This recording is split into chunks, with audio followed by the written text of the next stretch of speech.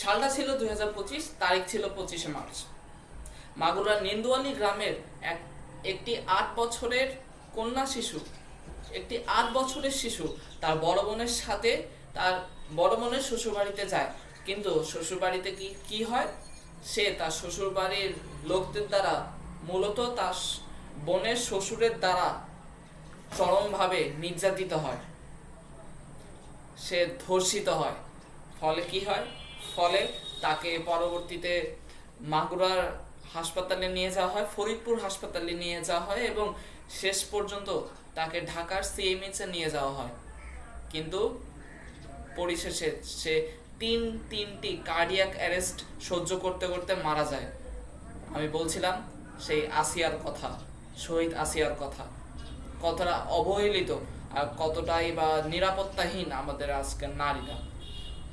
সম্মানিত শ্রোতাবৃন্দ, আজকে আমার জন্য যে বিষয়টি নির্ধারিত, যার উপর আমি আজকে সকলের সামনে বক্তৃতা প্রদান করার জন্য স্থির হয়েছি, সেটা হলো নারী নির্যাতন প্রতিরোধে করণীয়।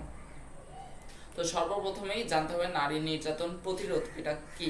নারী নির্যাতন অর্থাৎ সোজা ভাষায় নারীদের ওপর নির্যাতন।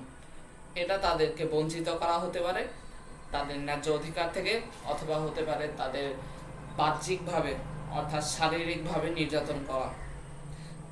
এই নির্যাতন প্রতিরোধের নামই হলো নারী নির্যাতন প্রতিরোধ। তারা তো অবশ্যই মানুষ, আমাদের মতোই মানুষ, তাদেরও অধিকার রয়েছে, তাদেরও এই সমাজে বেঁচে থাকার অধিকার রয়েছে। ফলে কোনো মতেই আমরা তাদের উপর জুলুম করতে পারি না।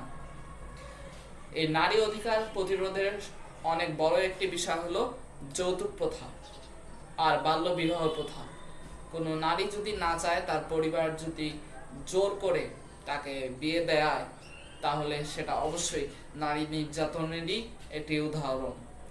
যৌতুক আমাদের দেশে বর্তমানে কিছুটা কমে আসলো, পূর্ববর্তী সময়ে এটা অনেক বেশি প্রকট ছিল, যার ফলে নারী পরিবারদের অবস্থা হয়ে যেত শোচনীয় এবং সে তার স্বামীর দ্বারাও অনেক নির্যাতিত হতো। ফলে এই যৌতুক এবং বাল্যবিবাহ প্রতিরোধ বর্তমানে আমাদেরকে চালিয়ে যেতে হবে।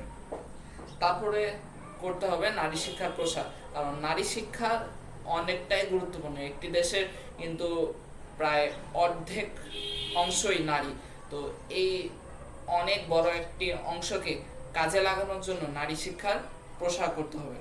তাছাড়া নারীদেরকে তাদের ন্যায্য মর্যাদা দিতে হবে, তারা যতটুকু পাওয়ার কথা ততটুকুই দিতে হবে, কখনো বঞ্চিত করা যাবে না।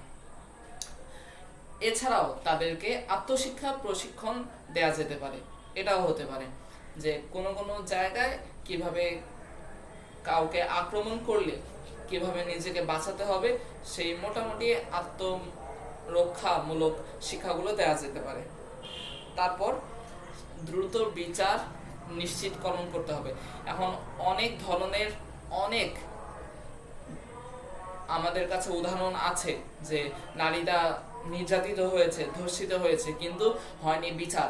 সেই যে আসিয়ার কথা বলছিলাম, আসিয়ার কেস রয়েছে ঠিকই, আসিয়ার ওই নির্যাতিত যারা করেছে তাদের বিরুদ্ধে আইন আছে, তাদের বিরুদ্ধে মামলা হয়েছে ঠিকই, কিন্তু এখনো বিচার কার্য সমাপ্তি হয়নি, এখনো ঝুলছে ফাঁসির রায়। এরকম ভাবে যদি চলে তাহলে দেশ কোথাও থাকতে পারবে না। তাহলে আমি এই আশাবাদ ব্যক্ত করে যে আমরা নারীদেরকে সমান মর্যাদা দিব এবং নারী নির্যাতন প্রতিরোধে আমরা এগিয়ে আসব।